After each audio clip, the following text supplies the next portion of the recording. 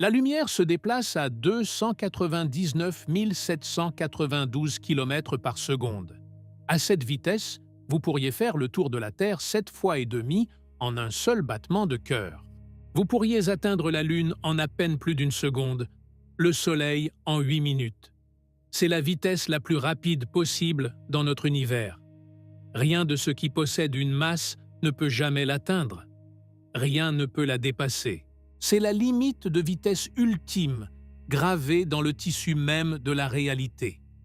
Et elle est pathétiquement, désespérément lente. Si lente que la lumière provenant de la plus proche grande galaxie met 2,5 millions d'années à nous parvenir. Pour mettre cela en perspective, quand cette lumière a commencé son voyage, nos ancêtres marchaient à peine debout dans les savanes africaines. Ils ne connaissaient pas le feu. Ils n'avaient pas de langage. Ils n'avaient aucune idée que les points lumineux dans le ciel nocturne étaient d'autres soleils.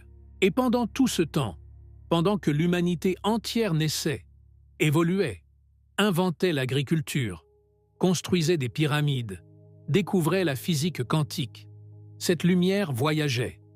Elle n'est arrivée qu'aujourd'hui. Si lente que 94% de l'univers observable est déjà hors de notre portée, pour toujours. Si lente que l'humanité, peu importe à quel point nous deviendrons avancés, sera peut-être emprisonnée de façon permanente dans un minuscule recoin du cosmos. Ce n'est pas de la science-fiction, c'est de la physique. Et aujourd'hui, nous allons explorer pourquoi la vitesse de la lumière, la chose la plus rapide qui existe, est bien trop lente pour le voyage interstellaire, ce que cela signifie pour notre avenir parmi les étoiles. Et s'il existe un moyen quelconque de contourner cette limite de vitesse cosmique, nous allons voyager des confins de l'atome jusqu'aux frontières de l'univers observable. Nous allons rencontrer des paradoxes qui défient l'intuition, des théories qui ébranlent nos certitudes et des vérités cosmiques qui pourraient changer votre façon de voir le ciel nocturne pour toujours. Mais d'abord, laissez-moi vous montrer à quel point la lumière est vraiment lente. Parce que tant que vous ne comprenez pas cela, rien d'autre n'aura de sens. Commençons par quelque chose de familier. Si vous conduisiez une voiture à vitesse d'autoroute, disons 130 km à l'heure, en partant de Paris, vous atteindriez Lyon en 4 heures environ, Marseille en 7 heures. Cela semble normal. Mais si vous continuiez à rouler à cette même vitesse, sans jamais vous arrêter, jour et nuit, sans pause, il vous faudrait à peu près 130 ans pour atteindre la Lune, un siècle et 3 décennies à conduire sans relâche pour parcourir la distance qui nous sépare de notre plus proche voisin céleste. Cela semble absurde, mais nous n'utilisons pas de voiture pour voyager dans l'espace, alors qu'importe. Une fusée change la donne. Les astronautes d'Apollo ont atteint la Lune en environ 3 jours. Bien mieux. À cette vitesse, environ 4000 km à l'heure en moyenne, vous pourriez atteindre Mars en 7 mois environ. Nous l'avons fait avec des robots. Mais c'est ici que les chiffres commencent à devenir inconfortables. À la vitesse d'Apollo, atteindre le système stellaire le plus proche, Alpha du Centaure, prendrait environ 114 000 ans. C'est plus long que la durée d'existence des humains modernes. Chaque civilisation qui s'est jamais élevée puis effondrée, chaque empire, chaque religion, chaque idée, toute l'histoire de l'humanité tient dans ce temps de trajet. Et ce n'est que l'étoile la plus proche. Une voisine cosmique si proche qu'elle est pratiquement dans notre jardin. Très bien, direz-vous, on ira plus vite, beaucoup plus vite. Prenons le vaisseau spatial le plus rapide jamais lancé, la sonde Parker Solar Probe, qui atteint des vitesses d'environ 692 000 km à l'heure quand elle est au plus près du Soleil. C'est presque 200 km par seconde, incroyablement rapide selon les standards humains. À cette vitesse, atteindre Alpha du Centaure prendrait encore environ 6700 ans. La civilisation telle que nous la connaissons n'a que 6000 ans environ. Il faudrait maintenir une mission multigénérationnelle plus longue que toute l'histoire écrite. Bon, voyons plus grand. Et si nous pouvions voyager à 1% de la vitesse de la lumière? C'est 3000 km par seconde environ 15 fois plus vite que la sonde Parker à sa vitesse maximale. À 1% de la vitesse de la lumière, Alpha du Centaure se trouve à environ 430 ans de distance.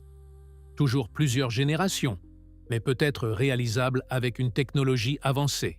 On pourrait imaginer envoyer un vaisseau et recevoir des données en retour en l'espace d'un millénaire. Mais voici le problème. Alpha du Centaure n'est pas intéressant. C'est juste l'étoile la plus proche. Si nous voulons explorer la galaxie, il faut voir beaucoup plus grand. La Voie lactée mesure environ 100 000 années-lumière de diamètre. Pour donner un sens à ce chiffre, si vous pouviez conduire votre voiture à travers la galaxie à 130 km à l'heure, sans jamais vous arrêter, le trajet prendrait environ 800 milliards d'années.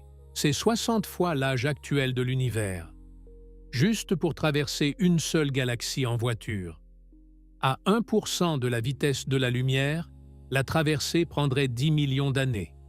À 10%, 1 million d'années. Même à 99% de la vitesse de la lumière, en tenant compte de la dilatation relativiste du temps, le voyage prendrait des dizaines de milliers d'années du point de vue de la Terre. Et la Voie lactée n'est qu'une galaxie parmi des milliers de milliards. C'est la première chose que vous devez comprendre. Même à des vitesses qui semblent incroyablement rapides, les distances impliquées dans l'espace sont si colossales que les temps de trajet deviennent géologiques, puis évolutifs, puis cosmologiques. Voici une façon de visualiser cela qui pourrait faire exploser votre cerveau. Si vous réduisiez le Soleil à la taille d'un globule blanc et que vous réduisiez la Voie lactée dans les mêmes proportions, notre galaxie aurait encore la taille de toute l'Europe. De Lisbonne à Moscou, de la Norvège à la Sicile. Chaque globule blanc dans cette immense étendue serait une étoile. Et entre ces étoiles, rien. Du vide. Des distances si vertigineuses que même la lumière, cette chose incroyablement rapide dont nous parlons, met des années à les franchir. Voilà à quel point une galaxie est plus grande qu'une étoile. Et rappelez-vous, nous parlons de millions d'années juste pour traverser notre propre galaxie à des fractions significatives de la vitesse de la lumière. Laissez-moi vous donner une autre comparaison. La lumière met environ 8 minutes à voyager du Soleil à la Terre. Cela semble raisonnable. Mais la lumière met environ 4 ans pour atteindre le système stellaire le plus proche, Alpha du Centaure. La différence entre 8 minutes et 4 ans est déjà énorme. Un facteur d'environ 260 000. Maintenant, considérez ceci. La lumière met environ 100 000 ans à traverser notre galaxie, et elle met 2,5 millions d'années pour atteindre Andromède, la plus proche grande galaxie. Le saut de 4 ans vers l'étoile la plus proche à 100 000 ans pour traverser la galaxie représente un autre facteur de 25 000, et encore un facteur de 25 pour atteindre la prochaine grande galaxie. Ce ne sont pas des échelles linéaires, elles sont exponentielles. Chaque étape est des milliers de fois plus difficile que la précédente. Et voici ce que la plupart des gens ne réalisent pas. Même ces distances vertigineuses sont minuscules comparées à l'univers dans son ensemble. L'univers observable mesure 93 milliards d'années-lumière de diamètre. Ce chiffre est si grand qu'il perd tout sens intuitif. Essayons de le rendre concret. Si la distance entre la Terre et le Soleil, 150 millions de kilomètres, représentait l'épaisseur d'une feuille de papier, la distance jusqu'à Alpha du Centaure serait un empilement de feuilles haut comme une petite table. Et la largeur de l'univers observable serait un empilement de feuilles allant de la Terre jusqu'à bien au-delà de Pluton. C'est à cette échelle que nous parlons. Andromède, à 2,5 millions d'années-lumière, représente environ 0,003% du chemin vers le bord de ce que nous pouvons voir. C'est cosmiquement la porte d'à côté. La vitesse de la lumière, qui nous permet d'atteindre Andromède en seulement 2,5 millions d'années, aurait besoin de 46 milliards d'années pour atteindre le bord de l'univers observable. Et cela en supposant que l'univers ne soit pas en expansion, ce qu'il est. Donc, en réalité, cela prendrait une éternité, parce que ces régions lointaines reculent plus vite que la lumière. Voilà l'ampleur du problème. Voilà pourquoi la vitesse de la lumière, la vitesse la plus rapide possible est bien trop lente. Mais attendez, j'ai dit que la lumière est la chose la plus rapide possible. Et si nous pouvions réellement atteindre la vitesse de la lumière? Voici le piège, et c'est crucial. Vous ne pouvez pas. Et je ne veux pas dire que vous ne pouvez pas avec la technologie actuelle. Je veux dire que vous ne pouvez pas. Jamais. Peu importe à quel point votre civilisation deviendra avancée. Peu importe la quantité d'énergie dont vous disposerez. Peu importe quelle loi de la physique vous pensez pouvoir contourner. Cela nous amène à Einstein. En 1905, un employé de bureau des brevets de 26 ans en Suisse a publié un article qui allait faire voler en éclats notre compréhension intuitive de l'espace, du temps et du mouvement. Ce jeune homme, Albert Einstein, n'était ni professeur ni chercheur dans un laboratoire prestigieux. Il travaillait dans un bureau banal de Berne, examinant des demandes de brevets. Et pourtant, dans cette obscurité, il a vu quelque chose que personne avant lui n'avait compris. La théorie de la relativité restreinte d'Albert Einstein a révélé quelque chose de profond et de troublant sur l'univers. La vitesse de la lumière n'est pas simplement très rapide. Elle est fondamentalement différente des autres vitesses. Elle est tissée dans la structure même de l'espace-temps. Elle n'est pas une propriété de la lumière. Elle est une propriété de l'univers lui-même. Voici ce qu'Einstein a découvert. Lorsqu'un objet possédant une masse se déplace plus vite, il gagne de l'énergie cinétique. C'est évident. Mais l'énergie et la masse sont équivalentes. C'est ce que signifie E égale mc au carré. Donc, à mesure que vous gagnez de l'énergie cinétique, vous gagnez effectivement de la masse. À faible vitesse, cet effet est négligeable. Une voiture sur l'autoroute gagne une quantité imperceptiblement minuscule de masse du fait de son mouvement. Mais à mesure que vous approchez de la vitesse de la lumière, cet effet devient dominant. À 90% de la vitesse de la lumière, votre masse effective a plus que doublé. À 99%, elle a augmenté d'un facteur 7. À 99,9%, un facteur 22. Plus vous vous rapprochez de la vitesse de la lumière, plus vous devenez massif et plus vous avez besoin d'énergie pour accélérer davantage. Pour atteindre réellement la vitesse de la lumière, il vous faudrait une énergie infinie. Pas beaucoup d'énergie, infinie. Les mathématiques ne rendent pas seulement la chose difficile, elles la rendent impossible. Ce n'est pas un problème de technologie. Ce n'est pas quelque chose que nous pouvons résoudre par l'ingénierie. C'est une propriété fondamentale de l'univers, aussi basique que le fait qu'on ne peut pas avoir un triangle à 4 côtés. Laissez-moi vous raconter les expériences qui le prouvent au-delà de tout doute. En 2011, un groupe de physiciens travaillant sur l'expérience Opéra au CERN ont annoncé des résultats qui ont choqué le monde. Ils avaient mesuré des neutrinos, ces particules subatomiques fantomatiques, voyageant de la Suisse à l'Italie plus vite que la lumière. Si cela avait été vrai, cela aurait renversé tout ce que nous savions de la physique. Einstein aurait eu tort. Les fondements de la science moderne se seraient écroulés. Le voyage plus rapide que la lumière aurait pu être possible. Pendant quelques mois, la communauté des physiciens a été en ébullition. Était-ce réel? Avions-nous enfin trouvé une faille dans la limite de vitesse cosmique? Puis, ils ont trouvé l'erreur. Un câble en fibre optique était mal branché.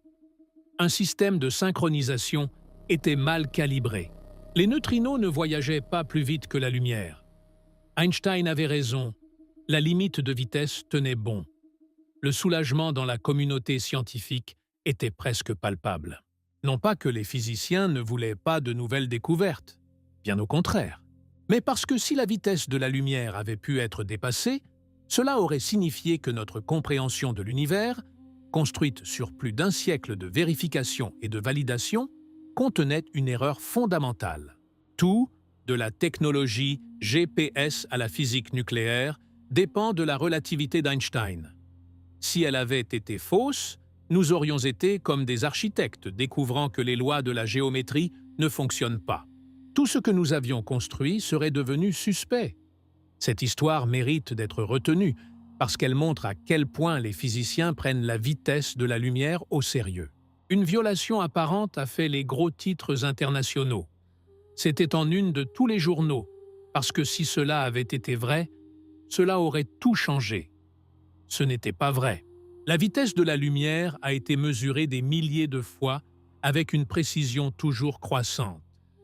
Chaque mesure confirme la même valeur. Chaque expérience respecte la même limite. Peu importe la force avec laquelle nous poussons, peu importe l'énergie que nous utilisons, rien de ce qui possède une masse ne peut atteindre cette frontière. Certaines personnes demandent « Mais qu'en est-il de l'intrication quantique ?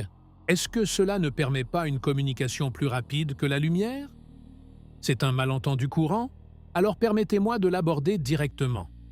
L'intrication quantique est réelle. Lorsque deux particules sont intriquées, mesurer l'une affecte instantanément l'autre, quelle que soit la distance. Einstein appelait cela l'action fantôme à distance, et cela le mettait profondément mal à l'aise. Mais voici le point crucial. Vous ne pouvez pas utiliser l'intrication pour envoyer de l'information plus vite que la lumière. Lorsque vous mesurez une particule intriquée, vous obtenez un résultat aléatoire. Votre partenaire mesurant l'autre particule obtient un résultat corrélé, mais aucun de vous ne contrôle quel résultat il obtient. Vous ne pouvez pas encoder un message dans le hasard. Vous pouvez seulement découvrir après avoir comparé vos notes, à la vitesse de la lumière ou plus lentement, que vos résultats étaient corrélés. L'intrication est étrange.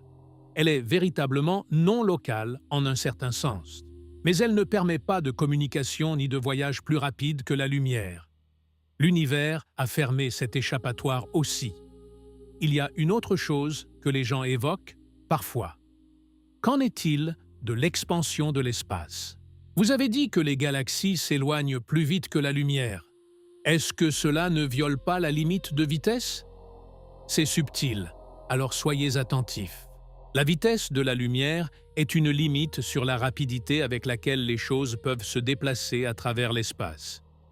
Elle ne dit rien sur la rapidité avec laquelle l'espace lui-même peut s'étendre.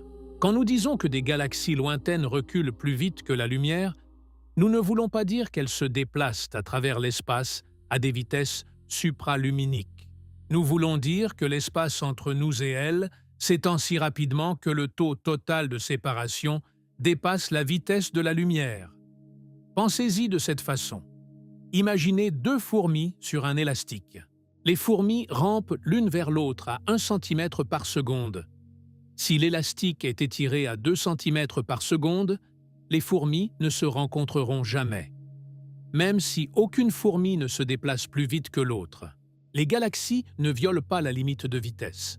L'espace s'étire sous elles, les emportant. La limite de vitesse s'applique au mouvement à travers l'espace, pas au comportement de l'espace lui-même. Cette distinction peut sembler être du pinaillage, mais elle est cruciale. C'est pourquoi l'univers peut être plus grand que son âge, multiplié par la vitesse de la lumière. C'est pourquoi nous pouvons voir des choses qui sont maintenant inatteignables.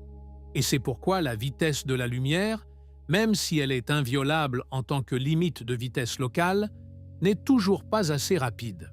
Mais voici où cela devient vraiment intéressant. Restez avec moi. Même si nous pouvions d'une manière ou d'une autre voyager à la vitesse de la lumière, ce qui est impossible, cela ne serait toujours pas assez rapide. Et c'est la partie que la plupart des gens ne comprennent pas. Voyez-vous, l'univers nous joue un tour cruel. Pendant que nous nous inquiétions de savoir comment voyager assez vite pour atteindre les galaxies lointaines, ces galaxies se sont enfuies loin de nous. Et elles sont en train de gagner. Laissez-moi vous expliquer ce que je veux dire. En 1929, l'astronome Edwin Hubble a fait l'une des découvertes les plus importantes de l'histoire des sciences. En analysant la lumière des galaxies lointaines, il a trouvé que presque toutes s'éloignent de nous, pas simplement en mouvement, mais en se précipitant à des vitesses considérables. Et la chose vraiment remarquable, celle qui a changé notre compréhension du cosmos pour toujours, c'est que plus une galaxie est éloignée, plus elle recule vite. Une galaxie 2 fois plus loin s'éloigne 2 fois plus vite. Une galaxie 10 fois plus loin s'éloigne 10 fois plus vite. Cette relation est si régulière, si prévisible, qu'elle ne pouvait avoir qu'une seule explication. Ce n'est pas parce que nous sommes à un centre spécial de l'univers que tout fuit. C'est parce que l'espace lui-même est en expansion. Le tissu du cosmos s'étire, emportant les galaxies avec lui comme des raisins dans une pâte à brioche qui lève.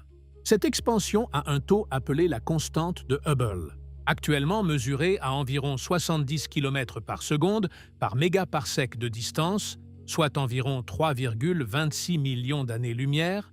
Une galaxie recule de nous d'environ 70 km par seconde supplémentaires. À première vue, cela semble gérable. 70 km par seconde est rapide selon les standards humains, mais ce n'est qu'environ 0,02% de la vitesse de la lumière. Sûrement que la lumière peut dépasser cela. Voici la chose. Le taux d'expansion est par unité de distance. Il s'accumule. Une galaxie à 100 mégaparsecs de distance, soit environ 326 millions d'années-lumière, recule à 7000 km par seconde. Une galaxie à 1000 mégaparsecs recule à 70 000 km par seconde. Et une galaxie à environ 4200 mégaparsecs, soit environ 14 milliards d'années-lumière, recule à la vitesse de la lumière. Relisez cela. Il y a des galaxies dans notre univers observable qui s'éloignent actuellement de nous à la vitesse de la lumière. La lumière de ces galaxies peut-elle un jour nous atteindre? Pouvons-nous un jour les atteindre? Non. Et voici pourquoi. Imaginez que vous êtes sur un tapis roulant dans un aéroport, le genre qui vous aide à vous déplacer plus vite dans les longs terminaux. Maintenant, imaginez que vous essayez de marcher en arrière sur ce tapis pour rejoindre un ami debout au début. Si le tapis se déplace à 3 km à l'heure et que vous marchez en arrière à 4 km à l'heure, vous progresserez lentement. Vous êtes plus rapide que le tapis, donc vous pouvez rejoindre votre ami. Mais si le tapis se déplace à 5 km à l'heure?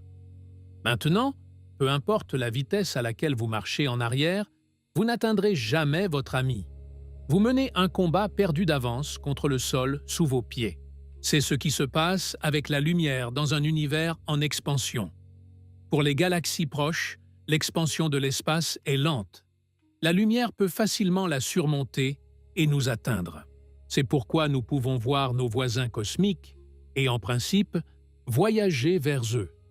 Mais pour les galaxies très lointaines, l'expansion de l'espace est plus rapide que la lumière elle-même. Pas parce que quoi que ce soit se déplace plus vite que la lumière. Rien ne le fait.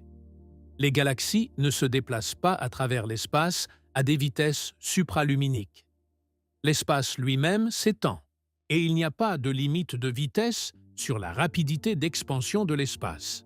Cela crée quelque chose appelé l'horizon cosmologique des événements.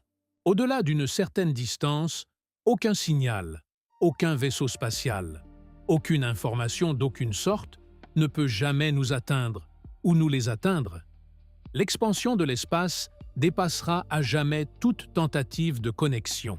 Et c'est le deuxième point crucial. Nous ne sommes pas simplement séparés des galaxies lointaines par la distance. Nous en sommes causalement déconnectés. Ce n'est pas juste que nous ne pouvons pas les atteindre en pratique. Nous ne pouvons pas les atteindre même en principe, même avec un temps infini et une technologie infinie. L'univers n'est pas juste grand. Il est fondamentalement, de façon permanente et irrévocable, inaccessible. Mais attendez, c'est encore pire.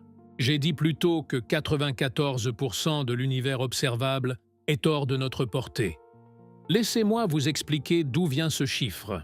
L'univers observable est une sphère d'environ 93 milliards d'années-lumière de diamètre centrée sur la Terre. Nous pouvons voir aussi loin parce que la lumière de ces régions a eu assez de temps, environ 13,8 milliards d'années, pour nous atteindre depuis le Big Bang. Mais voici le retournement de situation. La plus grande partie de ce que nous pouvons voir, nous ne pourrons jamais le toucher. La lumière que nous recevons de galaxies très lointaines a quitté ces galaxies il y a des milliards d'années, quand elles étaient beaucoup plus proches et que l'expansion était plus lente. Cette lumière a voyagé vers nous depuis lors.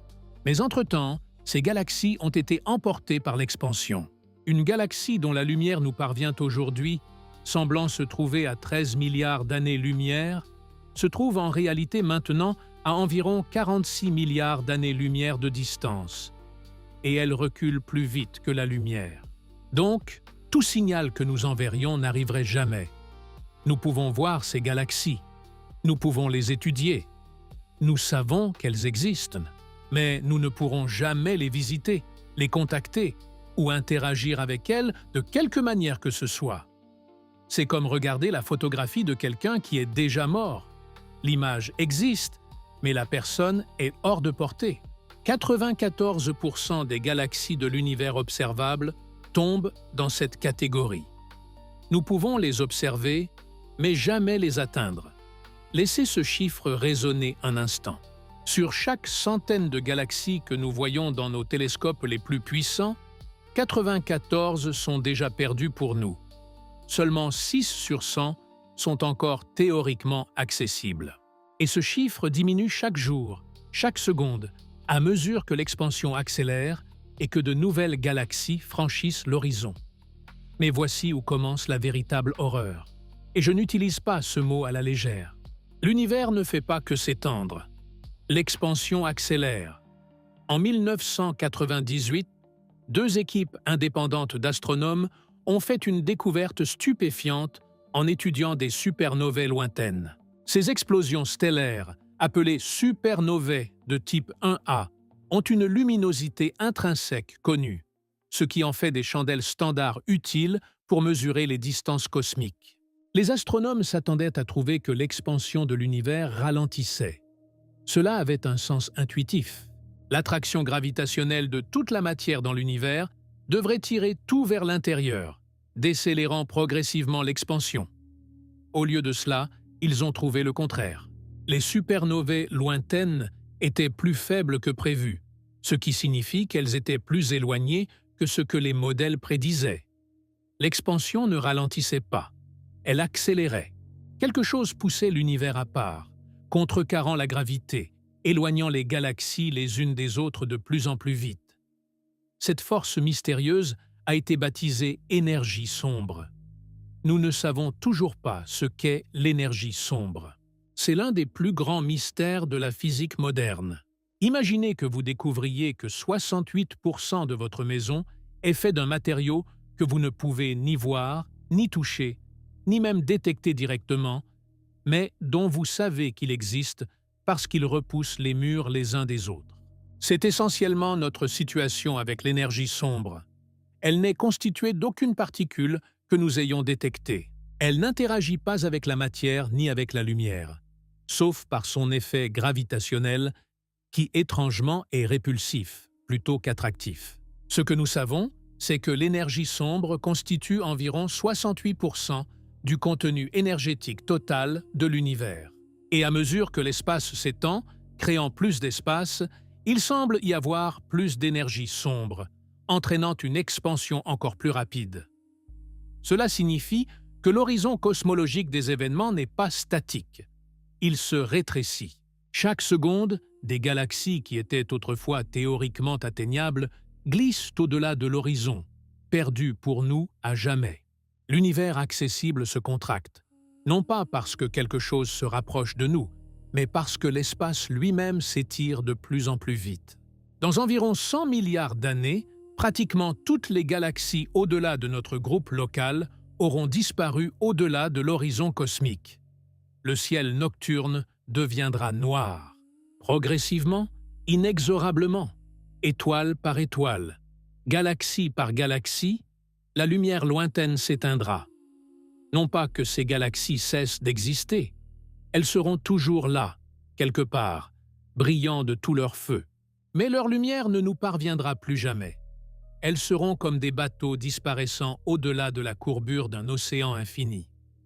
Toujours réels, mais à jamais invisibles. Les astronomes du futur, s'il en existe, ne verront que les vestiges fusionnés de la Voie lactée et d'Andromède, entourés d'un vide noir et infini. Ils n'auront aucun moyen de savoir que des milliers de milliards de galaxies remplissaient autrefois le cosmos. Les preuves auront disparu, décalé vers le rouge au-delà de toute détection, emporté par-delà l'horizon par l'expansion implacable de l'espace. L'univers semblera ne contenir qu'une seule galaxie, la leur. Mais voici quelque chose qui empêche les physiciens de dormir. Si nous avions émergé en tant que civilisation 100 milliards d'années à partir de maintenant au lieu d'aujourd'hui, nous n'aurions aucun moyen de connaître la vérité. Nous regarderions le ciel, verrions une seule galaxie et conclurions que l'univers est simple et petit. Comment savons-nous que nous ne sommes pas déjà dans cette situation? Comment savons-nous que nous ne ratons pas quelque chose qui était visible dans le passé, mais qui a déjà disparu au-delà de notre horizon? C'est une question véritablement troublante.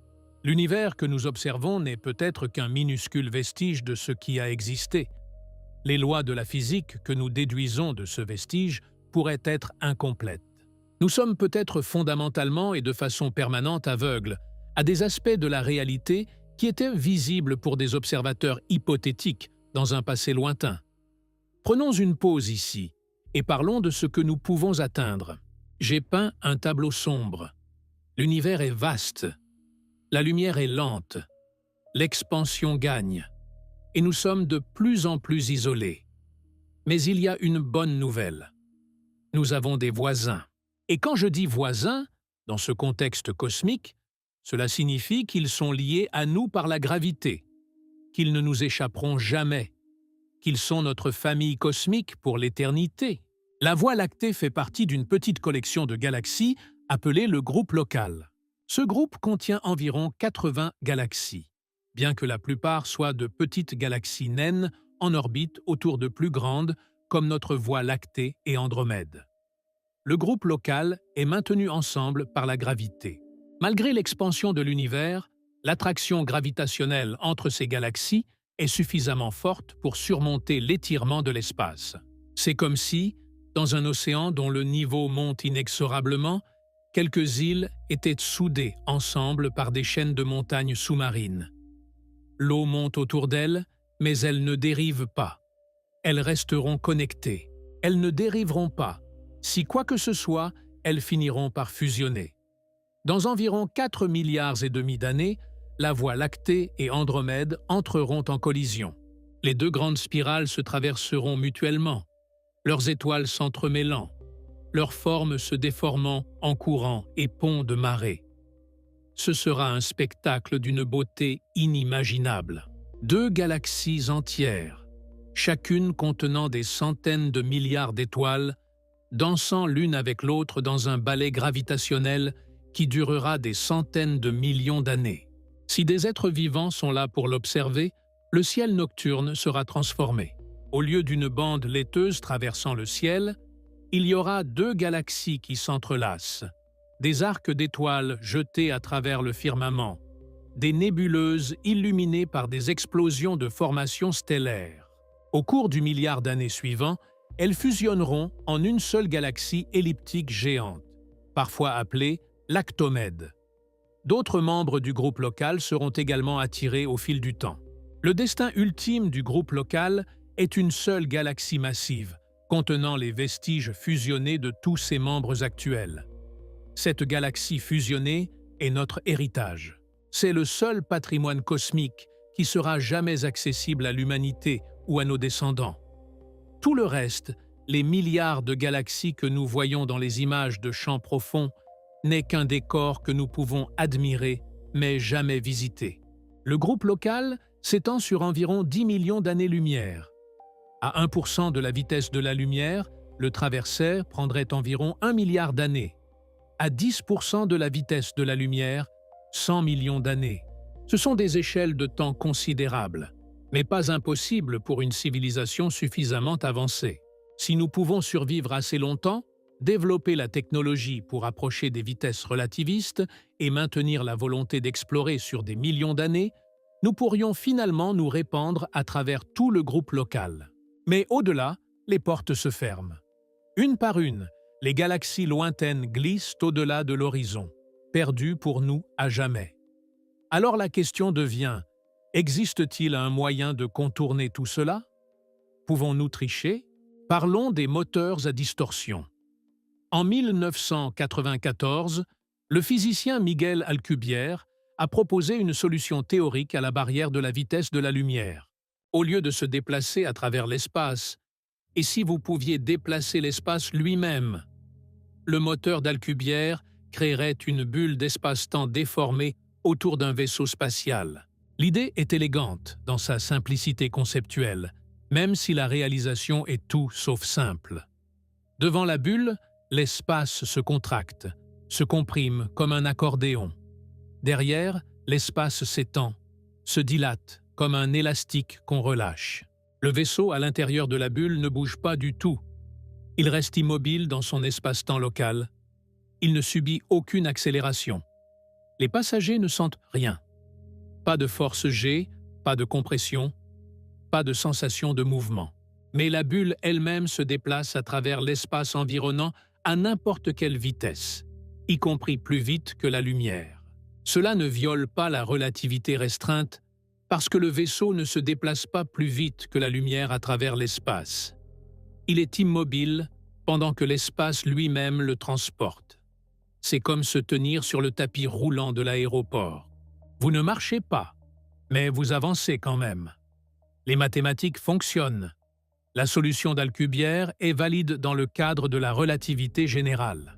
Un moteur à distorsion n'est pas interdit par les lois de la physique, telles que nous les comprenons. Alors pourquoi n'en avons-nous pas? Les problèmes sont énormes. Premièrement, les besoins en énergie.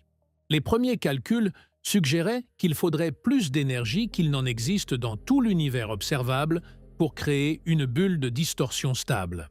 Des raffinements ultérieurs ont réduit cette quantité à simplement l'énergie de masse de Jupiter, puis peut-être une quantité plus modeste selon la géométrie de la bulle. Mais même les estimations optimistes nécessitent des formes exotiques d'énergie que nous ne savons pas produire. Deuxièmement, il faut une densité d'énergie négative. La matière et l'énergie normale courbent l'espace-temps dans une direction, créant une gravité attractive. Une bulle de distorsion nécessite des régions d'espace-temps courbées dans la direction opposée, ce qui signifie de l'énergie négative. L'énergie négative n'est pas entièrement fictive. Des effets quantiques comme l'effet Casimir peuvent créer de minuscules quantités d'énergie négative dans des régions limitées. Mais créer l'énergie négative soutenue et à grande échelle nécessaire pour une bulle de distorsion dépasse de loin la technologie actuelle ou même la théorie actuelle. Troisièmement, il y a des problèmes de causalité. Si vous pouvez voyager plus vite que la lumière, vous pouvez dans certaines circonstances voyager en arrière dans le temps. Cela crée des paradoxes. Vous pourriez théoriquement arriver avant d'être parti, empêcher votre propre départ et briser la causalité. La plupart des physiciens soupçonnent que cela signifie que le voyage plus rapide que la lumière est fondamentalement impossible, même avec un espace-temps déformé. Quatrièmement, l'intérieur d'une bulle de distorsion pourrait être létal. Le rayonnement s'accumulerait à l'avant de la bulle en traversant l'espace, atteignant des intensités mortelles. Quand la bulle s'effondrerait à destination, ce rayonnement serait libéré, détruisant potentiellement tout ce qui se trouve au point d'arrivée. Malgré des décennies de travail, le moteur d'Alcubierre reste fermement dans le domaine de la spéculation. C'est une curiosité mathématique, pas une feuille de route d'ingénieur. Qu'en est-il des trous de verre? Les trous de verre sont des tunnels hypothétiques à travers l'espace-temps, connectant des points distants via un raccourci à travers des dimensions supérieures. Imaginez que vous êtes une fourmi marchant sur une feuille de papier. Pour aller d'un coin à l'autre, vous devez traverser toute la surface. Mais si quelqu'un plie la feuille pour que les deux coins se touchent, vous pouvez simplement passer de l'un à l'autre.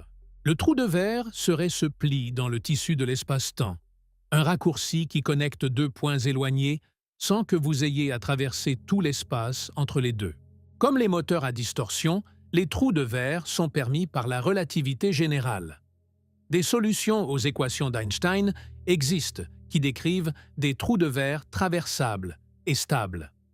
Mais les problèmes sont similaires. Les trous de verre traversables nécessitent de la matière exotique avec une densité d'énergie négative. Il pourrait être fondamentalement instable, s'effondrant plus vite que quoi que ce soit ne puisse les traverser. Il pourrait créer des courbes de type temps fermé, permettant le voyage dans le temps et ses paradoxes associés. Et nous n'avons aucune idée de comment en créer un, même en principe. Il n'y a pas non plus de preuve que des trous de verre existent naturellement quelque part dans l'univers. Il reste des constructions purement théoriques, utiles pour explorer les mathématiques de l'espace-temps, mais pas pour le transport réel. La réponse honnête est que nous ne connaissons aucun moyen de contourner la barrière de la vitesse de la lumière. Peut-être qu'un tel moyen n'existe. Peut-être qu'une future découverte en gravité quantique ou en théorie des cordes révélera une faille que nous n'avons pas imaginée. La science nous a surpris auparavant. Mais peut-être que la vitesse de la lumière est véritablement absolue. Peut-être que l'univers est réellement fait de telle sorte que les différentes régions ne puissent jamais se connecter. Peut-être que l'isolement est la condition fondamentale de l'intelligence dans le cosmos. Cependant, il y a des scientifiques sérieux qui travaillent sur des moyens d'atteindre les étoiles dans ces limites. Laissez-moi vous en parler. Le projet le plus ambitieux actuellement en cours s'appelle Breakthrough Starshot. Financé par le milliardaire Yuri Milner et soutenu par des scientifiques dont le regretté Stephen Hawking, Starshot vise à envoyer des vaisseaux spatiaux vers Alpha du Centaure au cours de nos vies. Mais ce ne seront pas des vaisseaux comme nous en avons jamais construit. Les sondes Starshot seraient minuscules, de la taille d'un timbre-poste, pesant seulement quelques grammes. Chacune transporterait une caméra, un équipement de communication et une fine voile réfléchissante. La propulsion ne viendrait pas de fusées, mais de la lumière elle-même. Voici comment cela fonctionne. Un réseau massif de lasers au sol focaliserait son faisceau sur la voile, la poussant avec la pression de la lumière. Avec suffisamment de puissance, environ 100 gigawatts, soit à peu près la production de 100 centrales nucléaires, la minuscule sonde pourrait être accélérée à 20% de la vitesse de la lumière. À cette vitesse, Alpha du Centaure n'est qu'à 20 ans de distance. Les défis techniques sont énormes. Les lasers devraient focaliser parfaitement sur des milliers de kilomètres. La sonde devrait survivre à des forces d'accélération de dizaines de milliers de degrés. Le système de communication devrait transmettre des données à travers 4 années-lumière en utilisant seulement la puissance d'une petite batterie. Mais aucun de ces défis ne viole les lois de la physique. Ce sont des problèmes d'ingénierie, pas des barrières fondamentales. Starshot pourrait réellement fonctionner. Si c'est le cas, nous pourrions avoir des images de planètes autour d'Alpha du Centaure d'ici les années 2060 ou 70. Pas des visites, pas des atterrissages, juste un bref survol à 20% de la vitesse de la lumière. Mais ce serait notre premier regard direct sur un autre système solaire. Le concept Starshot révèle une vérité importante. Nous pouvons atteindre les étoiles, mais seulement en repensant radicalement ce que atteindre signifie. Nous n'enverrons pas d'humains à Alpha du Centaure de sitôt. L'énergie requise pour accélérer un vaisseau de taille humaine à ne serait-ce qu'1% de la vitesse de la lumière est colossale. Pour vous donner une idée, accélérer un vaisseau d'une tonne à 1% de la vitesse de la lumière nécessiterait l'énergie équivalente à environ 450 bombes d'Hiroshima. Pour un vaisseau de 1000 tonnes, multiplié par 1000. Et nous parlons seulement d'1% de la vitesse de la lumière. Pour atteindre 20%, il faudrait une énergie comparable à la consommation annuelle de toute la civilisation humaine concentrée en quelques minutes de poussée. Mais de minuscules sondes, des vaisseaux de quelques grammes, peuvent atteindre des vitesses que les humains n'atteindront jamais. Elles peuvent être nos yeux et nos oreilles dans le cosmos, même si nos corps restent ici. C'est une vision de l'exploration interstellaire. Pas d'audacieux astronautes dans des vaisseaux étincelants, mais des essaims de machines minuscules se répandant à travers la galaxie sur des millions d'années, renvoyant des données à quiconque écoute encore. Il existe d'autres approches, bien sûr. Les vaisseaux génération représentent la solution par la force brute. Si nous ne pouvons pas voyager assez vite pour atteindre les étoiles en une seule vie, pourquoi ne pas voyager sur plusieurs générations? Un vaisseau génération serait un monde autonome, un habitat assez grand pour soutenir une population de milliers de personnes pendant des siècles ou des millénaires. Les gens qui partiraient de la Terre n'atteindraient jamais la destination. Leurs arrière-arrière-petits-enfants, peut-être. Les défis sont évidents. Il faudrait créer un écosystème stable, capable de fonctionner pendant des centaines d'années sans réapprovisionnement. Il faudrait un système social capable de maintenir un objectif et une cohésion à travers les générations. Il faudrait prévenir les conflits inévitables, la dérive génétique et l'évolution culturelle qui se produiraient sur de telles échelles de temps. Pensez-y. Combien de pays sur Terre ont maintenu la même forme de gouvernement pendant ne serait-ce que 300 ans? Combien de projets humains ont été poursuivis avec constance sur plus de 10 générations? La construction de la cathédrale Notre-Dame de Paris a pris presque 2 siècles. Et ce n'était qu'un bâtiment. Un vaisseau génération devrait maintenir une société fonctionnelle, une technologie complexe et un objectif clair pendant 10 fois, 100 fois plus longtemps. Les vaisseaux génération apparaissent tout le temps dans la science-fiction. Mais la réalité serait bien plus chaotique que la fiction ne le suggère. Les humains ne sont pas faits pour maintenir des projets multiséculaires. Nos systèmes politiques, nos structures sociales et nos besoins psychologiques sont tous adaptés à des échelles de temps bien plus courtes. Néanmoins, les vaisseaux génération ne violent pas la physique. Ils sont possibles en principe. Qu'ils soient possibles en pratique, qu'une civilisation puisse réellement en construire un et le maintenir, cela reste une question ouverte. Les vaisseaux dortoirs offrent une variante sur ce thème. Au lieu de vivre pendant le voyage, les passagers seraient placés en animation suspendue, leur métabolisme ralenti ou arrêté, leur corps préservé jusqu'à l'arrivée. L'idée est séduisante. Vous vous endormez en orbite terrestre. Vous vous réveillez en orbite autour d'une autre étoile. Pour vous, le voyage a duré une nuit. Pour l'univers, des siècles se sont écoulés. Nous ne savons pas actuellement comment faire cela. La cryogénie, congeler des personnes après la mort dans l'espoir d'un réveil futur, existe. Mais nous n'avons aucune preuve que cela fonctionne. L'animation suspendue chez les humains vivants reste de la science-fiction. Cependant, la nature montre que c'est possible sous certaines formes. Certains animaux hibernent pendant des mois. Certaines grenouilles peuvent survivre après avoir été entièrement congelées. Les tardigrades peuvent entrer dans un état semblable à la mort et se réveiller des années plus tard. Si nous pouvions induire un état similaire chez les humains, nous pourrions réduire considérablement les ressources nécessaires au voyage interstellaire. Les esprits numériques offrent peut-être l'approche la plus radicale et la plus philosophiquement vertigineuse. Si la conscience peut être téléchargée dans un ordinateur, si le schéma de neurones et de connexion qui fait de vous ce que vous êtes peut être copié en logiciel, alors le voyage interstellaire devient presque trivial. Un esprit numérique n'a besoin ni de nourriture, ni d'eau, ni d'air. Il ne vieillit pas. Il ne souffre pas de l'ennui. Il ne se rebelle pas contre la durée du voyage. Il peut être copié, transmis et stocké. Il peut fonctionner à différentes vitesses, rapidement quand des choses intéressantes se passent, lentement quand il attend. Il pourrait même s'éteindre complètement pendant des siècles de voyage et se réveiller à l'arrivée comme si une seconde seulement s'était écoulée. Une sonde numérique pourrait être minuscule, nécessitant un minimum d'énergie pour accélérer. L'équipage pourrait être des milliards d'esprits téléchargés vivant le voyage en réalité virtuelle, émergeant dans des corps robotiques à destination. Le voyage pourrait prendre des siècles, mais les esprits à bord pourraient le vivre comme un agréable après-midi, leur temps subjectif accéléré par rapport à l'univers extérieur.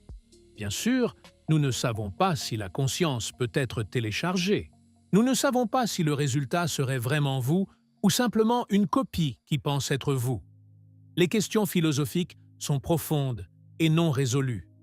Mais encore une fois, rien dans les esprits numériques ne viole la physique connue. Cela pourrait être possible, et si c'est le cas, cela change tout au voyage interstellaire. Remarquez ce que toutes ces approches ont en commun. Elles acceptent la vitesse de la lumière comme limite et travaille à l'intérieur de celle-ci.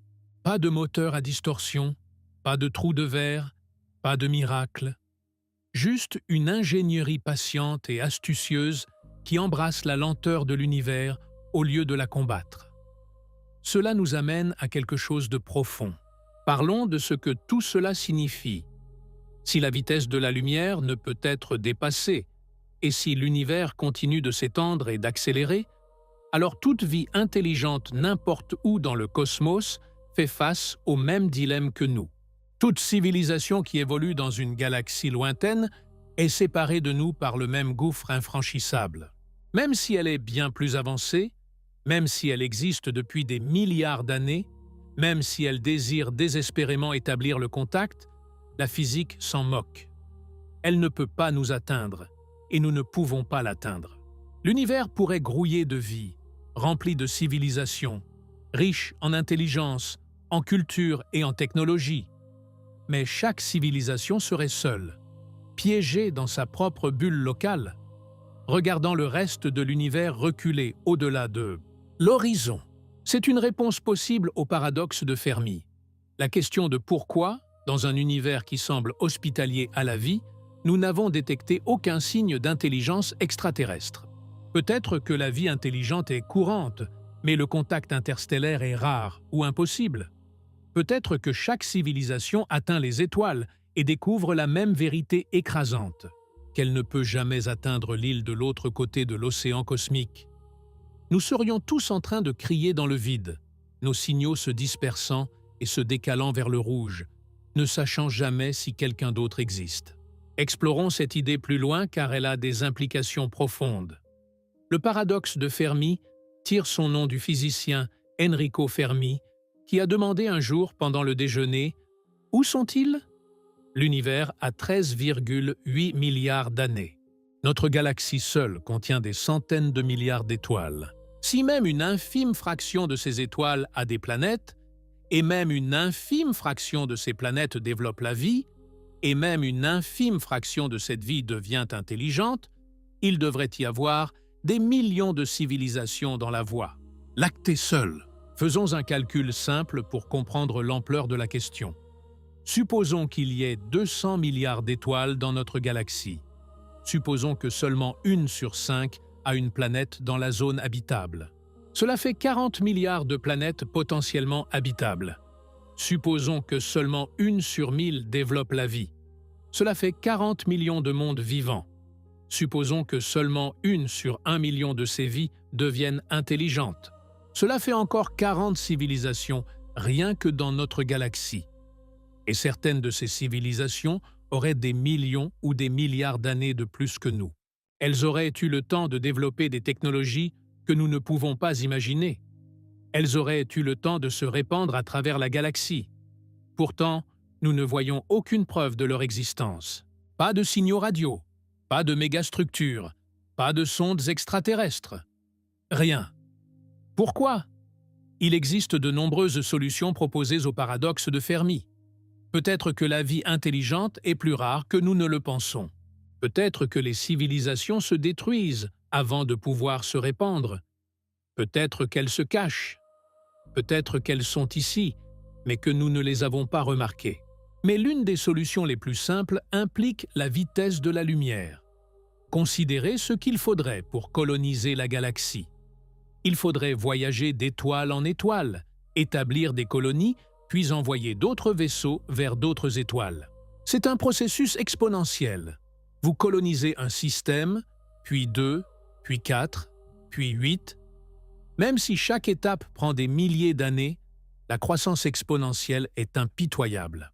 À une petite fraction de la vitesse de la lumière, ce processus pourrait se répandre à travers toute la Voie lactée en quelques millions d'années. Un clin d'œil comparé à l'âge de la galaxie qui est de plus de 13 milliards d'années. 1 million d'années, c'est moins d'un centième de 1% de l'histoire de la galaxie. Même les processus les plus lents imaginables auraient eu le temps de coloniser chaque étoile des centaines de fois. Alors pourquoi personne ne l'a-t-il déjà fait? Pourquoi la galaxie ne grouille-t-elle pas de preuves d'expansion extraterrestre? Peut-être parce que c'est plus difficile qu'il n'y paraît. À 10% de la vitesse de la lumière, Atteindre l'étoile la plus proche prend 40 ans. Mais construire un vaisseau capable de 10% de la vitesse de la lumière est monumentalement difficile. L'énergie requise est énorme. Les défis d'ingénierie sont sévères. La volonté sociale et politique de soutenir des projets multigénérationnels est rare. Et si la plupart des civilisations n'atteignent jamais même 1% de la vitesse de la lumière? Et si les barrières pratiques au voyage interstellaire sont si élevées que très peu d'espèces les franchissent jamais? Dans ce cas, la galaxie pourrait contenir de nombreuses civilisations, chacune confinée à son propre système stellaire ou petit amas de systèmes, incapables d'atteindre les autres, ignorantes de l'existence des autres. Nous serions tous des îles dans un archipel, trop éloignés pour voir les feux de signalisation les uns des autres. Et même si certaines civilisations atteignent le voyage interstellaire, la vitesse de la lumière impose une limite fondamentale à la coordination. Imaginez un empire s'étendant sur 1000 années-lumière. Un message de la capitale met 1000 ans pour atteindre la frontière. Une réponse prend encore 1000 ans. Aucun gouvernement central ne peut fonctionner sur de telles échelles de temps. L'empire se fragmenterait en régions indépendantes, chacune évoluant séparément, devenant finalement aussi étrangères les unes aux autres que des espèces distinctes. La vitesse de la lumière ne limite pas seulement le voyage. Elle limite la communication, la coordination, la culture. Elle rend toute civilisation galactique à grande échelle impossible dans un sens significatif. Imaginez essayer de gouverner un pays où chaque message met 1000 ans à arriver, où chaque décision prise à la capitale est obsolète depuis des siècles quand elle atteint les provinces les plus éloignées, où les citoyens de la frontière ont évolué culturellement, linguistiquement, peut-être même biologiquement, au-delà de toute reconnaissance pendant le temps qu'il faut pour envoyer une seule lettre. Ce n'est pas un empire.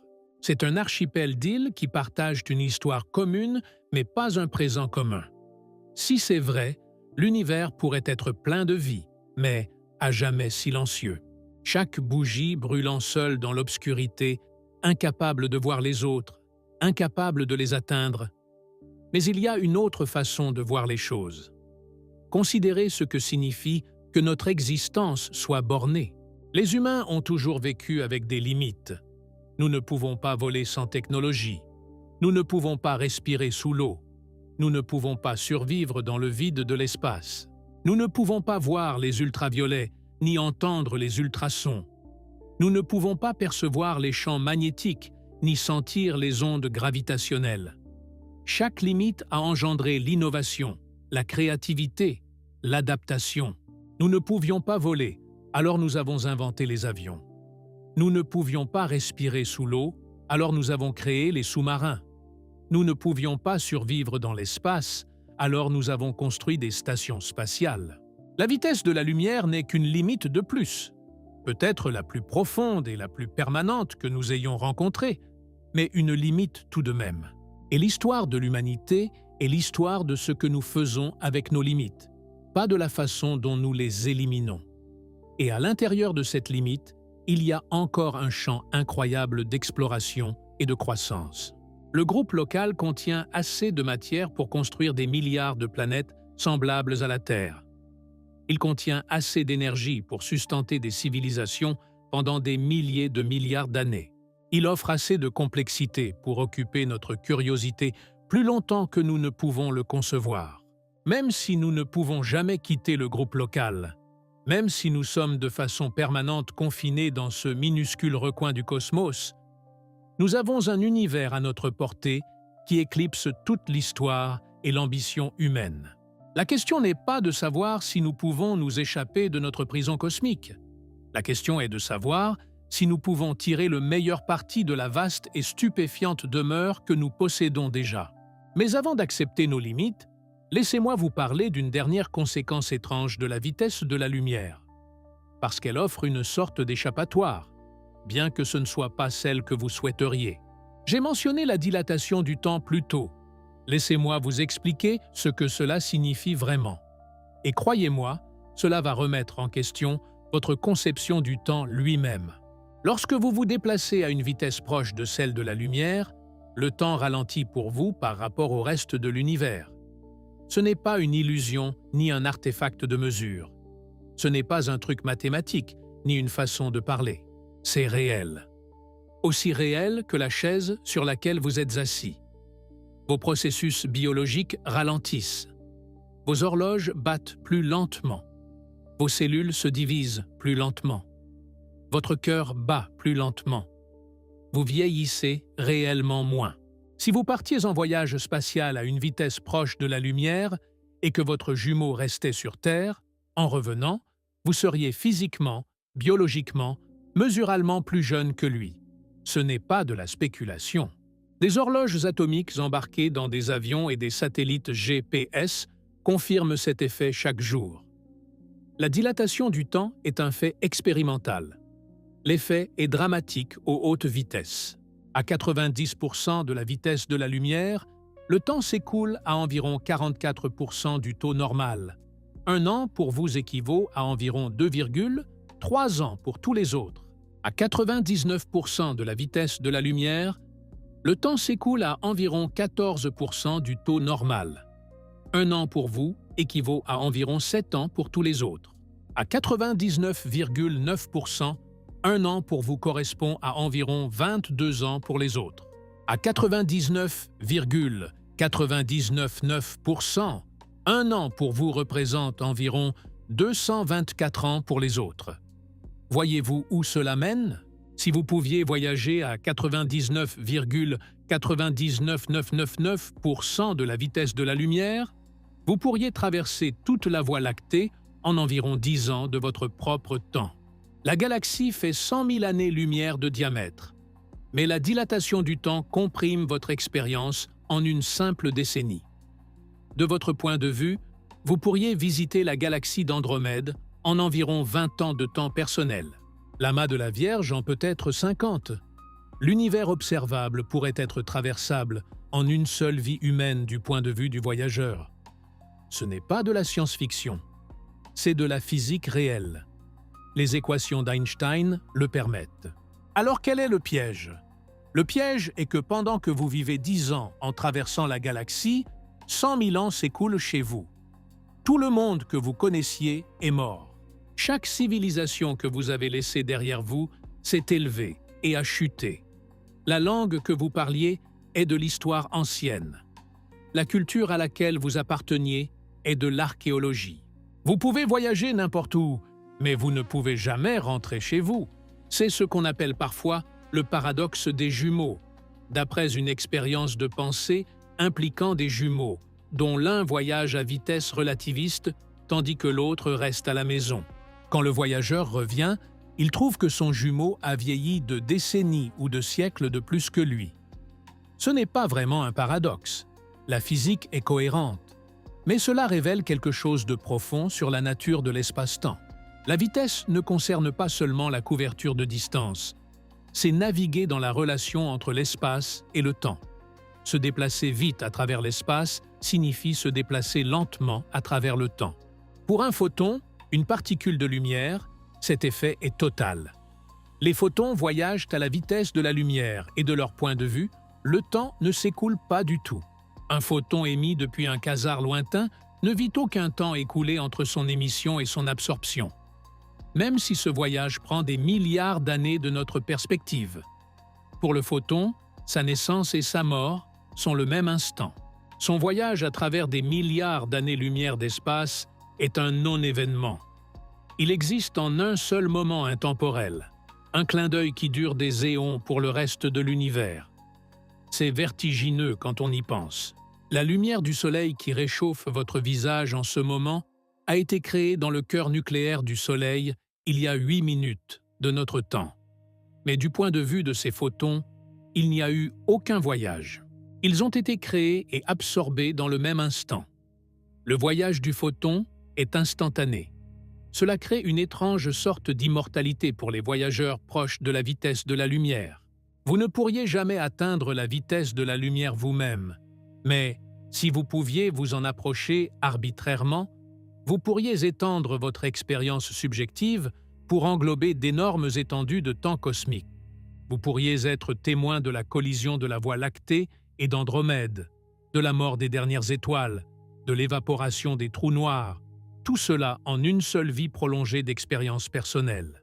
Mais tout le monde que vous aimiez aurait disparu dans la première microseconde de votre voyage. Le voyage relativiste est une sorte de voyage dans le temps, mais uniquement vers l'avant, jamais en arrière. Vous pouvez voir le futur, mais vous ne pouvez pas y participer, sauf en tant que visiteur étranger venu du passé profond. Quelqu'un choisirait-il vraiment cela? Monterez-vous à bord d'un vaisseau en sachant que tout le monde que vous connaissez sera mort avant même que vous ayez fini de déjeuner? Certains le feraient. Les explorateurs ont toujours accepté des coups. Ils ont quitté des familles, abandonné le confort, risqué la mort. Le désir de voir ce qu'il y a derrière le prochain horizon est profondément ancré dans notre nature. Peut-être que les générations futures lanceront des vaisseaux relativistes, transportant des aventuriers qui savent qu'ils ne reviendront jamais. Peut-être que ces vaisseaux transporteront des embryons congelés, ou des esprits numériques, ou des machines autoréplicantes. Peut-être qu'ils ne transporteront rien d'autre que des messages d'une civilisation qui savait qu'elle ne pourrait pas suivre, mais qui voulait qu'on se souvienne d'elle. Peut-être découvrirons-nous que les voyages sans retour sont suffisants, que le but de l'exploration n'est pas de revenir avec des souvenirs, mais de repousser la frontière du connu, d'envoyer des données, d'étendre la portée de l'esprit dans le cosmos.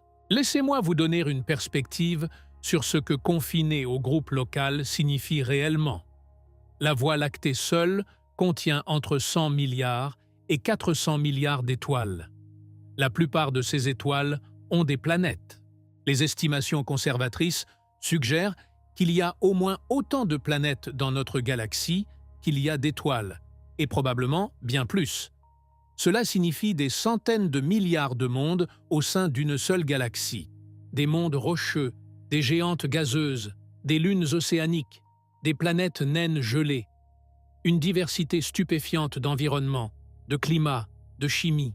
Si même une infime fraction de ces mondes est habitable, nous parlons de milliards de foyers potentiels. Si nous nous répandions sur seulement 1% des mondes habitables de la Voie lactée, nous occuperions plus de planètes qu'il n'y a de personnes vivantes aujourd'hui. Et cela, c'est une seule galaxie. Le groupe local en contient des dizaines. Nous pourrions explorer, coloniser et terraformer pendant des millions d'années sans manquer de destination. Chaque génération pourrait découvrir de nouveaux mondes. Chaque siècle pourrait voir de nouvelles civilisations fondées. L'échelle du groupe local est essentiellement infinie d'un point de vue humain. L'univers au-delà est plus grandiose encore, mais une grandeur inaccessible n'est pas la même chose que la pauvreté. Notre prison cosmique est inimaginablement vaste. Cela peut être un maigre réconfort quand vous contemplez ce que nous ratons. Il y a des galaxies spirales avec d'élégants bras d'étoiles bleues qui s'enroulent comme des tourbillons de lumière. Des galaxies elliptiques peuplées d'anciens soleils rouges, des vétérans cosmiques qui brûlent depuis des milliards d'années. Des galaxies irrégulières en collision et en fusion dans un chaos au ralenti. Des collisions qui durent des centaines de millions d'années et qui produisent des feux d'artifice à l'échelle cosmique. Il y a des quasars déversant plus d'énergie qu'un millier de milliards de soleils, alimentés par des trous noirs supermassifs qui avalent des étoiles entières. Des trous noirs déformant l'espace-temps si violemment que le temps lui-même s'arrête à leur surface. Des étoiles à neutrons si denses qu'une cuillère à café de leur matière pèserait 6 milliards de tonnes, tournant sur elles-mêmes des centaines de fois par seconde, émettant des faisceaux de rayonnement comme des phares cosmiques. Nous pouvons voir tout cela, l'étudier, le photographier, le comprendre, mais nous ne pourrons jamais en faire l'expérience directement. Nous sommes des astronomes, pas des explorateurs, quand il s'agit de l'univers plus vaste. Pour certains, c'est une source de chagrin existentiel. Savoir que des merveilles inimaginables existent hors de notre portée et resteront à jamais hors de notre portée peut ressembler à une forme de perte. Pour d'autres, c'est un appel à l'appréciation. L'univers que nous pouvons atteindre est précieux précisément parce qu'il est fini. Le groupe local est notre héritage, notre responsabilité, notre seule chance. Nous avons intérêt à en prendre soin. Laissez-moi vous parler du futur à long terme. Dans environ 4 milliards d'années, la Voie lactée et Andromède entreront en collision. Cela semble catastrophique, mais les galaxies sont principalement de l'espace vide. Les chances que deux étoiles entrent en collision sont infiniment petites. Au lieu de cela, les galaxies se traverseront mutuellement, leurs formes se déformant, leurs bras s'étirant en courant de marée. Au cours du milliard d'années suivant, les deux galaxies achèveront leur fusion, formant une seule galaxie elliptique géante. Cette nouvelle galaxie contiendra environ 1000 milliards d'étoiles, les populations combinées des deux parents. Pendant ce temps, l'expansion de l'univers continuera. Les galaxies en dehors du groupe local reculeront de plus en plus vite. Une par une, elles franchiront l'horizon cosmique et disparaîtront. Leur lumière se décalera vers le rouge au-delà de toute détection. Elles deviendront invisibles. Dans environ 100 milliards d'années, l'univers au-delà du groupe local sera vide et sombre. Les astronomes du futur, s'il en existe, ne verront que leur propre galaxie entourée d'un vide noir infini. Ils n'auront aucune preuve que l'univers était un jour différent. Le fond diffus cosmologique, l'écho du Big Bang qui nous apprend tant sur la cosmologie aujourd'hui, se sera décalé vers des longueurs d'onde indétectables. Les galaxies lointaines dont la récession a révélé l'expansion auront disparu. La cosmologie elle-même deviendra impossible. Les preuves qui permettraient aux êtres du futur de comprendre la véritable nature de l'univers auront été effacées. À moins, bien sûr, qu'ils aient des archives. À moins que des civilisations comme la nôtre préservent la connaissance, la transmettent de génération en génération, maintiennent des bibliothèques à travers des milliards d'années. C'est une pensée étrange. Notre génération vit dans une ère cosmique privilégiée. Nous pouvons voir des preuves que les futurs observateurs ne pourront pas voir. Nous pouvons déduire des vérités sur l'univers qui deviendront indémontrables. Nous sommes les témoins d'un moment fugace de visibilité cosmique. Pensez à l'ironie. Nous nous plaignons de ne pas pouvoir atteindre les galaxies lointaines, mais au moins nous savons qu'elles existent. Les civilisations futures n'auront même pas ce luxe. Elles vivront dans un univers qui leur semblera contenir une seule galaxie, isolée dans un vide infini. Elles ne sauront pas qu'il fut un temps où le ciel nocturne contenait des milliers de milliards de galaxies. Elles ne sauront pas que l'univers est en expansion. Elles ne pourront pas déduire le Big Bang. L'histoire cosmique elle-même sera effacée. La responsabilité qui en découle est profonde. Nous n'explorons pas l'univers seulement pour nous-mêmes. Nous préservons une connaissance qui pourrait autrement être perdue à jamais. Nous sommes les archivistes du cosmos. Et si nous échouons, si notre civilisation s'éteint sans avoir transmis ce savoir, alors ces vérités sur l'univers, la réalité de l'expansion, l'existence des milliards de galaxies, l'histoire du Big Bang, tout cela pourrait être perdu non pas pour des siècles, mais pour l'éternité. Aucun futur observateur ne pourra les redécouvrir. Les preuves auront disparu. Parlons de ce qui se passe encore plus loin dans le futur. L'ère des étoiles ne durera pas éternellement. Nous vivons actuellement dans ce que les cosmologistes appellent l'ère stellifère, l'âge des étoiles. C'est l'époque où la matière est organisée en soleils brillants, où l'énergie est abondante, où la complexité peut exister. Mais cette ère a un début et une fin. Les étoiles se forment à partir de nuages de gaz d'hydrogène et d'hélium qui s'effondrent sous l'effet de la gravité. Mais la réserve de gaz est limitée.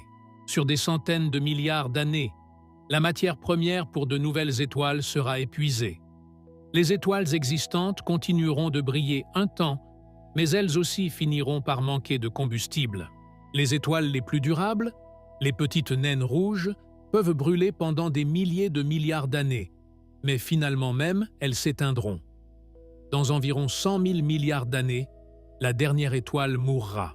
L'univers entrera dans l'ère dégénérée. peuplés uniquement de résidus stellaires, naines blanches, étoiles à neutrons, trous noirs. Ces objets continueront d'exister, mais n'émettront que peu ou pas de lumière. L'univers sera sombre et froid.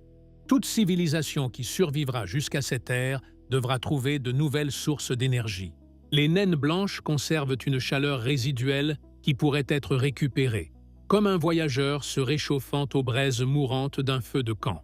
Les trous noirs émettent du rayonnement de Hawking qui pourrait théoriquement être capté, une lueur infime à la frontière même de la disparition. Mais l'énergie disponible sera dérisoire comparée à l'ère stellaire. Les civilisations de cette époque lointaine devront être des maîtres de l'efficacité, extrayant chaque joule d'un univers qui se refroidit lentement. Finalement, les protons eux-mêmes pourraient se désintégrer, bien que ce processus, s'il se produit, prenne entre 10 puissance 34 et 10 puissance 40 ans. Si les protons se désintègrent, toute la matière ordinaire se dissoudra en rayonnement et en particules élémentaires. Seuls les trous noirs resteront, s'évaporant lentement par le rayonnement de Hawking sur des échelles de temps de 10 puissance 67 ans pour les trous noirs de masse stellaire, 10 puissance 100 ans pour les trous noirs supermassifs.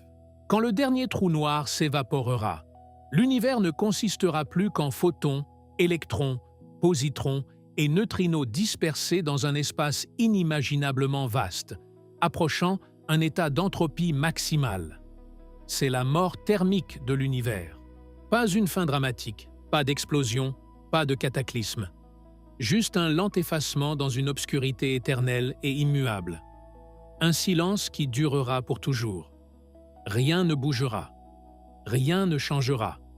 Rien ne se passera jamais plus. C'est peut-être la pensée la plus difficile à appréhender dans toute la cosmologie. Non pas que l'univers aura une fin, mais que cette fin sera d'une banalité absolue. Pas un cri, mais un murmure qui s'éteint. Sur ces échelles de temps, la vitesse de la lumière importe à peine.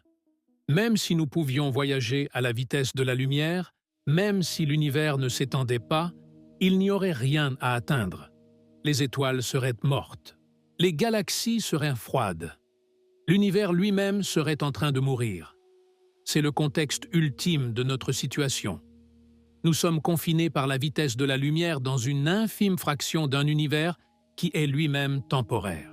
Notre fenêtre d'opportunité, l'ère où les étoiles brillent et l'énergie est abondante, est limitée. Mais voici une question qui hante les physiciens. Pourquoi la vitesse de la lumière est-elle exactement ce qu'elle est? Pourquoi 299 1792 km par seconde? Pas 299 793. Pas 299 791. Exactement cette valeur, avec une précision de quelques mètres par seconde. Pourquoi pas plus rapide? Pourquoi pas plus lente? Pourquoi pas infinie? La vitesse de la lumière n'est pas juste un nombre aléatoire. Elle est tissée dans le tissu de la réalité au niveau le plus profond.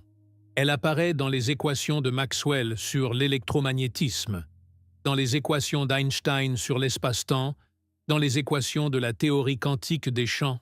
Elle connecte l'espace et le temps, l'énergie et la masse, l'électricité et le magnétisme. Mais nous ne savons pas pourquoi elle a la valeur qu'elle a.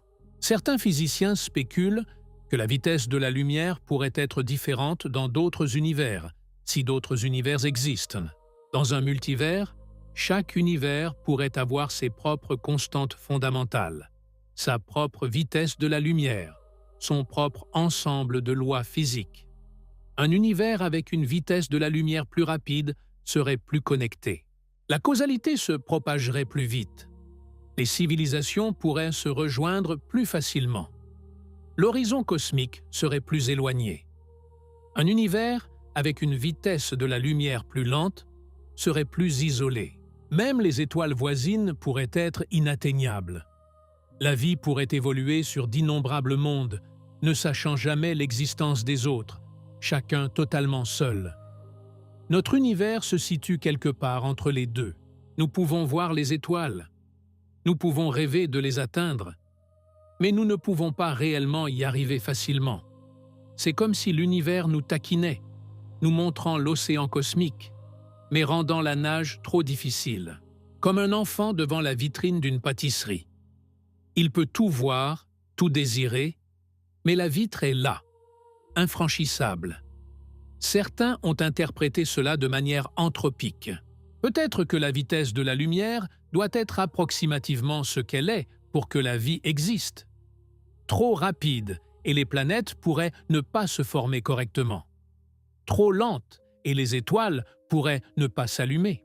Nous observons la vitesse de la lumière que nous observons, parce que seule cette valeur permet aux observateurs d'exister.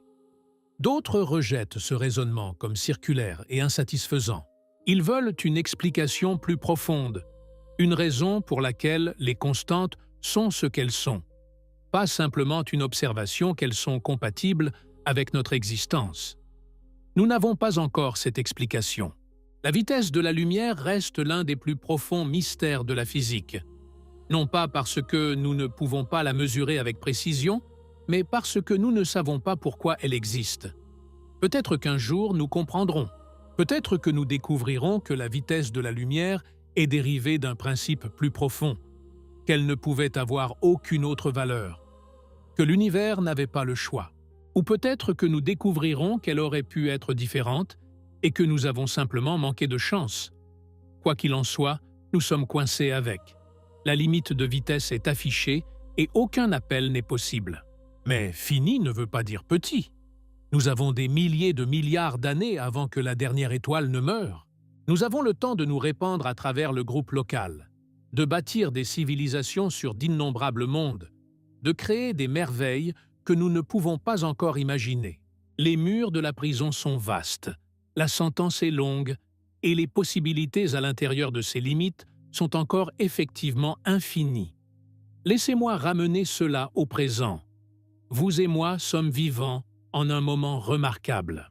Nous en savons plus sur l'univers que toute génération précédente. Nous pouvons voir plus loin, comprendre plus profondément et rêver plus grand que nos ancêtres n'auraient pu l'imaginer. Nous connaissons aussi nos limites plus clairement que jamais. La vitesse de la lumière a été mesurée avec une précision extrême. L'expansion de l'univers a été confirmée sans aucun doute. L'existence de l'horizon cosmique a été établie avec une grande certitude. Ce savoir est humble. Il nous dit que peu importe à quel point nous deviendrons avancés, nous serons toujours petits par rapport au cosmos. Nous ne verrons jamais la plupart de ce qui existe. Nous ne rencontrerons jamais la plupart de ce que pourrait être une autre intelligence là-bas. Nous vivrons et mourrons dans notre petit coin de l'univers, la vaste majorité de celui-ci à jamais hors de notre portée. Et il y a une certaine beauté dans cette humilité, dans l'acceptation que nous ne sommes pas les maîtres du cosmos, mais ses enfants, ses observateurs émerveillés, ses témoins transitoires. Mais ce savoir est aussi libérateur. Il nous dit ce qui est possible et ce qui ne l'est pas, pour que nous puissions concentrer nos énergies sur le possible. Il nous dit que le groupe local est nôtre si nous pouvons le revendiquer. Il nous dit que des milliers de milliards d'années de temps cosmique nous attendent si nous pouvons survivre assez longtemps. La vitesse de la lumière est lente, désespérément, cruellement lente. Elle nous condamne à l'isolement de la majeure partie de l'univers. Mais dans cet isolement, il y a encore plus de merveilles que nous ne pourrions explorer en 1 milliard de vies. Il y a encore plus d'étoiles que nous ne pourrions jamais visiter, plus de mondes que nous ne pourrions jamais connaître, plus de mystères que nous ne pourrions jamais résoudre. L'univers nous a donné un cadeau et un défi. Le cadeau est l'existence, la conscience, la capacité de poser ces questions. Le défi est de faire quelque chose du temps que nous avons, dans le lieu où nous sommes, avec les limites auxquelles nous faisons face. La vitesse de la lumière définit la frontière de notre monde. Mais à l'intérieur de cette frontière, tout est encore possible. Pensez à ce que nous avons accompli en un seul siècle. Nous sommes passés du premier vol motorisé à l'alunissage en 66 ans. Nous sommes passés de la découverte de l'atome à l'énergie nucléaire en 50 ans. Nous sommes passés des premiers ordinateurs à l'intelligence artificielle en 70 ans. En 1969, un être humain a marché sur la Lune avec un ordinateur de bord moins puissant que le téléphone dans votre poche. En 2023, nous avons commencé à recevoir les premières images du télescope James Webb, regardant des galaxies formées quelques centaines de millions d'années après le Big Bang. Nous, des créatures qui, il y a 10 000 ans, ne savaient même pas que les étoiles étaient d'autres soleils, nous regardons maintenant la naissance de l'univers. Que pourrions-nous accomplir en 1000 ans? 1 million? 1 milliard? Les étoiles sont lentes à atteindre, mais nous avons le temps. Les galaxies lointaines sont inatteignables, mais le groupe local est nôtre. L'univers s'étend loin de nous, mais notre coin reste intact. L'humanité, ou quoi que nous devenions, a un avenir mesuré en milliers de milliards d'années. Nous avons de la place pour grandir, pour explorer, pour faire des erreurs et en tirer des leçons. Nous avons le temps de devenir quelque chose que nous pouvons à peine imaginer aujourd'hui. La vitesse de la lumière est notre cage.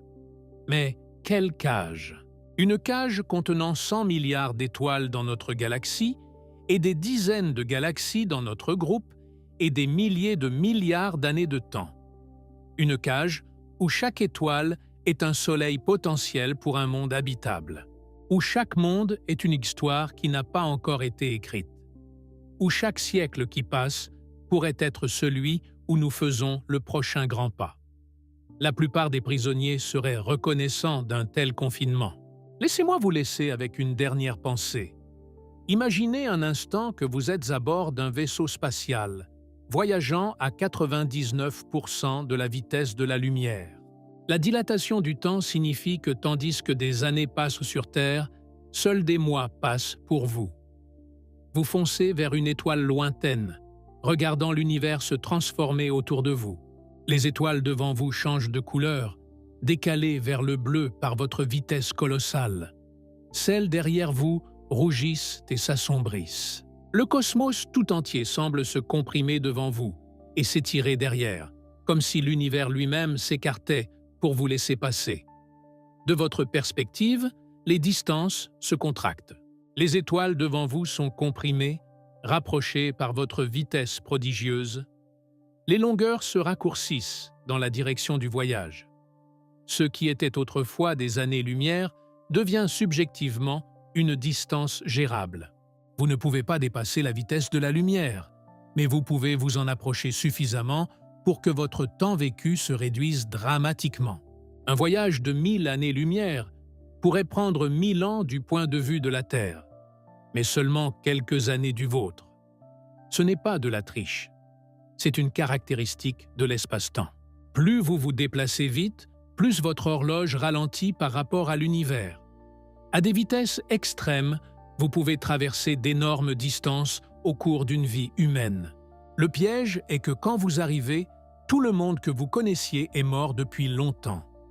1000 ans se seraient écoulés pour eux.